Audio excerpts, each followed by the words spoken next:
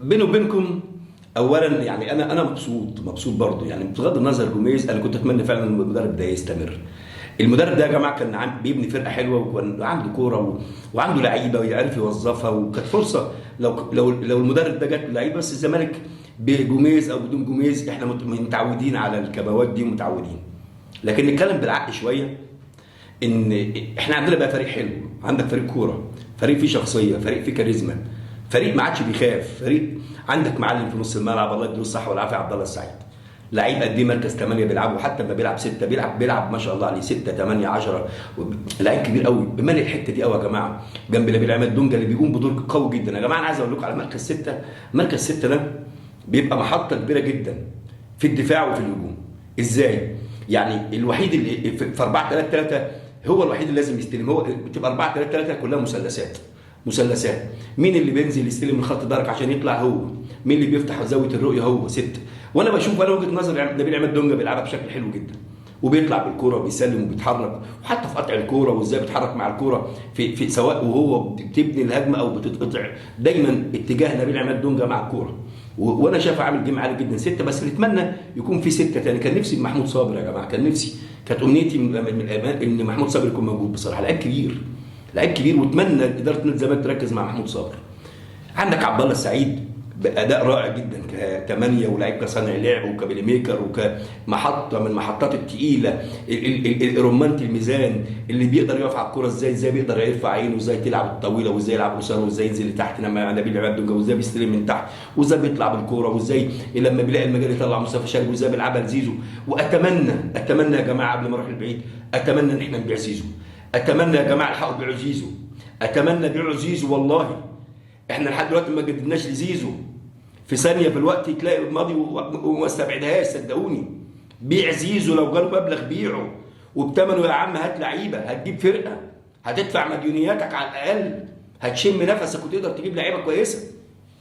المهم بقى عندك لاعب فرقه، عندك ناصر ماهر بيلعب ازاي 10 تحت الملعب، حتى لما بيلعب في الشمال بيروح بيلعب لعيب كبير ومهاره. بقى عندنا لعيبه ما بتخافش، بتستحوذ قدام الاهلي، قدام اي حد بتلعب لعبها. وده الاهم، الشخصيه، الكاريزما، قرارك في الملعب، وقفتك في الملعب، ما بتخافش. وده اللعيبه اللي حاليا بقوا موجودين في نادي الزمالك. حتى محمد شحاته اضافه قويه جدا كسته كمان، يلعب مع مكان نبيل عماد دونجا، او بيلعب في اليمين. بس هو في اليمين ده انا ما ادانيش اللي انا عايزه كفنيا. بقى شفت عمر جابر بالعكس مستواه عالي جدا. عمر جابر الفتره الجايه اللي فاتت دي في اليمين عامل جيم عالي جدا مع الزمالك.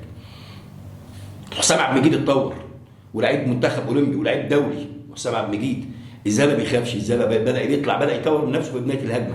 كان عنده مشكله في البيسك باص، والباص على الارض كان بتتقطع كتير منه. دلوقتي بقينا بنشوف ازاي بيطلع بالكوره. عفوا يا جماعه، الواحد الصحه بقى. عندك المسلوس لما يرجع، لعيبه انا شايفه من اللعيبه الدوليين الجامدين جدا، ولعيب بيلعب باك رايت وقلبي الدفاع، بيعمل جيم عالي جدا في قطعه، وتطور اداء جدا المسلوسي.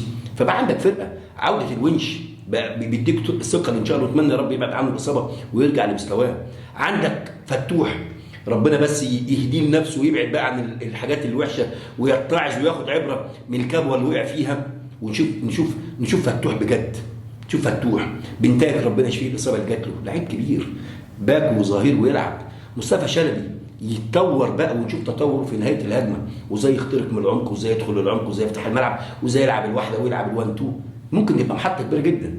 زيزو بيستغل صحته في اليمين، بيستغل صحته والقوه الجسمانيه واللياقه والكلام ده، لانه فتنس بدني جامد جدا وبيقدر يستفاد منها. وانا واحد من الناس، زيزو في العمق ما بيديكش. انا واحد من الناس مع زيزو خط بس، العمق ده محتاج حريف، محتاج كواليتي تاني خالص غير زيزو بدني، سرعه، قوه بس. لكن نص ملعب اللي هي العمق، اللي هي 6 و8 و10، والمنطقه اللي فيها الدربكه و9 وراس الحربه دي، محتاجه لعيب حريف بتاع المساحات الضيقه، اللي هو ناصر ماهر، اللي هو عبد الله السعيد، اللي يستلم، اللي يرقص، ما يخافش في الزحمه دي. عندك مين تاني يا جماعه؟ فانت لازم يكون عندك بدائل. مين؟ عندك ناصر المنسي اللي انا شايفه بدا يلعب، يعني بدا ياخد ثقه بنفسه. الجزيري ما بتضمنوش، بيطلع بره ال 18 كتير، ولو مش هو اللعيب القوي اللي يخلص. لكن المجمل بقى عندك فرقه تقيله. عندك وعندك ان شاء الله تجيب بقى البديل القوي، تجيب لك صفقتين ثلاثه كده، واحد في الشمال جناح شمال، وطبعا احمد حمدي ربنا يشفيه ويعافيه ويرجع بقى الاول، ولازم يشتغل على نفسه، لان احمد حمدي من اللعيبه اللي بيجي لها اصابات كتير، لكن لعيب يبقى شخصيه وما بيخافش ولعيب مؤثر، اضافه قويه ان شاء الله في رجعته. فانت محتاج برضه ثلاث اربع لعيبه، محتاج واحد قوي في اليمين مكان زيزو، محتاج واحد في الشمال مكان، محتاج واحد سته، محتاج واحد قلبي دفاع، محتاج حاجه جامده. يا سلام لو الشيبي يا جماعه، يا سلام لو الشيبي في باك رايت، يا نهار ازرق بقى عندنا. فمحتاجين بقى مدرب ابن حلال، يا اما وطني وانا ما عنديش مشكله، وانا يمكن طرحت اسم طارق مصطفى، وفي بعض الناس قالوا طبعا بشكر كل الجماهير اللي قالت وعلقت خالد جلال، في ناس قالت خالد جلال، وبحترم وجهات النظر كلها.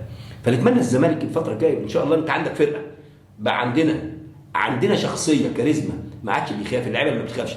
يعني مع احترامي انتوا لو بتتكلموا النادي الاهلي احنا احسن من لعيبه النادي الاهلي، بس هم تيران جري، تيران ما بتتنام. يعني اكرم توفيق عنده استعداد يلعب 3 سنين، مروان عطيه 5 سنين، امام عاشور بدني يعني ما فيش صحه للصبح، لكن هو بس عشان ياخد الكره ويجري وشويط بس. لكن حد يرفع دماغه يعمل لك عبد الله ولا السرور بتاع عبد الله ولا ناصر ماهر، ولا يعمل كده ولا ياخدك كده ولا يباص كده، ما عندهمش، ما فيش.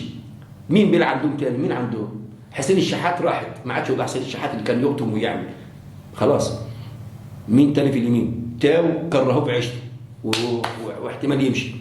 محمد طاهر سخنوه، لعبوا في دماغه انه راس حرب، لعب شويه يمين، وجاب ربنا بيوفقه لانه لعيب مجتهد وما بيعملش مشاكل. لكن بسيط خط ظهرهم اتهز بعد محمد عبد المنعم اللي فتحها شوارع في فرنسا، شوارع واخطاء كارثيه ومتبهدل في فرنسا. لكن كان عندنا لا، هو كان جامد على قدنا، لان الدوري بتاعنا اللي خلى ميدو يقول هلعب يخلي محمد لان ما عندكش حد بيحرج محمد عبد المنعم. لكن في فرنسا شفنا محمد عبد المنعم. فبنتكلم اهو، رامي ربيعه مخترق خلاص، ياسر ابراهيم خط ظهر الاهلي، ويحيى عطيه الله والناس دي، الاسامي اللي جابوها كلها ما فيش حد فيهم جامد، خلي بالك ما فيش. يعني الفلوس اللي صرفوها، انا عايز اقول لك، قول لي ايه اللاعب اللي الاهلي جابه الفتره الاخيره فرق، لعيبه عاديه. يعني معلول انا عندي 100 من الموجودين دول. اتمنى التوفيق للزمالك، وان شاء الله كلنا مع باتشوكا طبعا، نتمنى ان شاء الله التوفيق لباتشوكا، ونتمنى كده ان شاء الله خساره يعني بنتيجه كبيره للنادي الاهلي ان شاء الله. كل التوفيق لباتشوكا، وكل التوفيق للنادي الحبيب. اذا عجبك الفيديو لايك وشير كومنت. السلام عليكم.